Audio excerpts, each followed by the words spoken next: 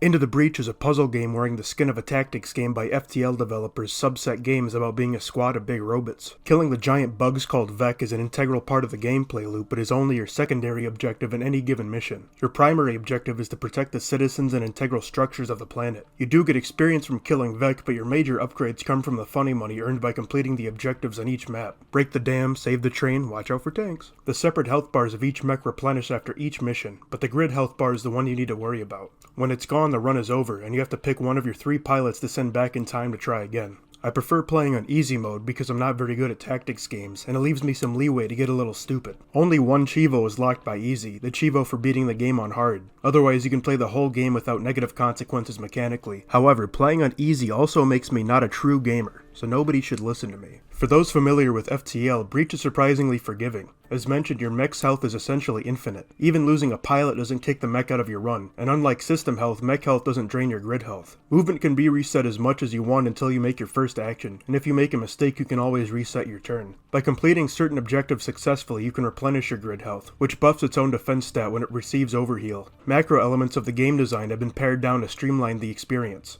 Most items only cost 1 or 2 breach bucks, and weapons are more plentiful without drones clogging the item pools. This doesn't mean the game is simple though. Team management and problem solving are both key to successful runs. Battles are full of difficult decisions, trade-offs, and wrong choices. Independently, your mechs are essential tools for killing Vek, but with proper game sense, they're unstoppable war machines that don't even need to deal damage to complete missions. But don't let me fool you, if you don't properly manage Vek spawns, you will get overrun, and no amount of clever play will save you. Luckily, Breach will give you a shit ton of ways to solve encounters. There are about a dozen teams, each with their own mechs, weapons, and gimmick. Just to name a few, the Riftwalkers are your bread and butter, featuring a melee mech, a cannon mech, and a mortar mech, the game's 3 basic weapon types. Steel Judoka are about turning your enemies against each other, making them kill each other without doing much damage yourself. And my custom team of 3 rock mechs, which shoot rocks. They deal damage, act as barriers, and can push Vek around. If the fucking 30 mechs and billion weapons aren't enough for you, every pilot has their own perks they acquire as they level up, with special pilots having their own unique perk. Flight, pushing heals, another reset every battle. There's so many unique combinations it can be a bit disorienting to keep switching between them during your runs. A way to check your loadout in the middle of combat would be useful, especially since power management is more in-depth with the different mechanical options available to each weapon. With the ability to put Breach down and pick it back up anytime your turn comes around, it can be easy to forget the exact details of your loadout. Every map is an 8x8 grid. Each tile has its own environment, and only one object can exist on a tile at a time. If an attack pushes 2 objects together, whatever they are, both will take damage. Hit a forest to start a fire, smack some dunes to cancel attacks, punch a moth into a mountain. There are a ton of ways for the environments to work for and against you, and even something as simple as pushing Vek into water fucking rules. If you're feeling ballsy, you can knock Vek into cities for bonus damage, and if you're lucky, the city will tank it.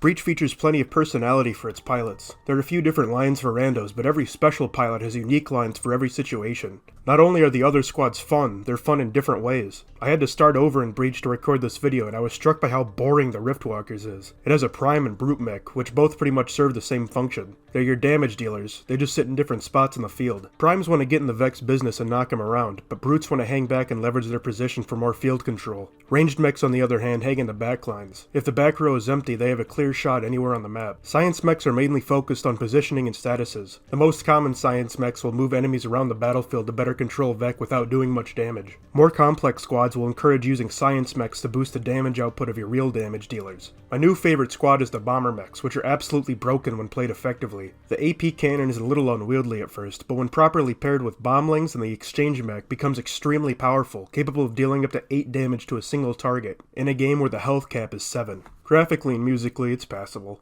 I prefer the visual style of Breach to FTL. I've always been a sucker for pixel art, but overall I think both just have serviceable art. The designs of the mechs are pretty cool, but the Vek leave a lot to be desired. A lot of them are just reskins of each other. The music in Breach is just as catchy and captures the mood just as well as in FTL, but for some reason it feels like it's missing something. It might be that the amount of time I spent playing FTL with headphones on made the music click for me. Most of my time in Breach was spent in bed listening to the Switch's speakers. Otherwise, Breach is basically a perfect sequel to FTL, which itself was already kinda perfect. Instead of trying to make FTL but more and bigger, which they already did with FTL Advanced Edition, Subset chopped and screwed FTL systems into new forms. Decision-making and sacrifice are both major gameplay themes, but prevent themselves in different ways. FTL's real-time with pause was replaced with a degenerate turn-based system. The removal of random events puts more onus on the player to develop effective strategies instead of hoping I get 2 lasers, an ion blaster, and a missile launcher, and that I don't lose a crew member to a dialogue box. However, the extensive bonus weaponry, which is far more varied than weaponry in FTL was, and difficulty, means that there's plenty of room for experimentation and improvisation. Breach being significantly easier also makes it much more accessible than FTL.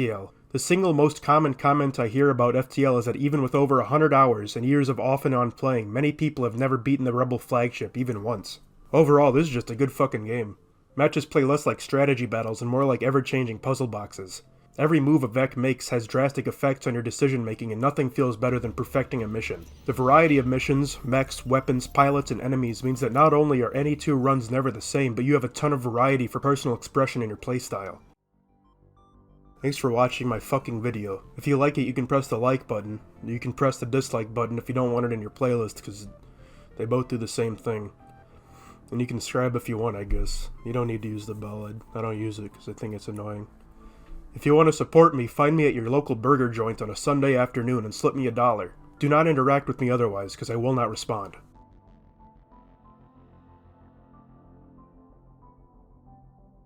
I feel like a lot of modern roguelikes use permadeath and procedural generation as an excuse to avoid designing fun or good levels. Wizard of Legend has an exceptional combat system muddied by boring encounters and no level variety. Contrast with Binding of Isaac, where every room has been handcrafted for a unique challenge, or Dead Cells, which makes movement so fun that a simple shakeup of each level is all that's necessary to keep the game fresh. Breach's procedural generation is pretty good. Different items have different environments and hazards and missions with some common elements between them. The generated environments add an extra wrinkle to your tactics and are a great way to disrupt dominant strategy.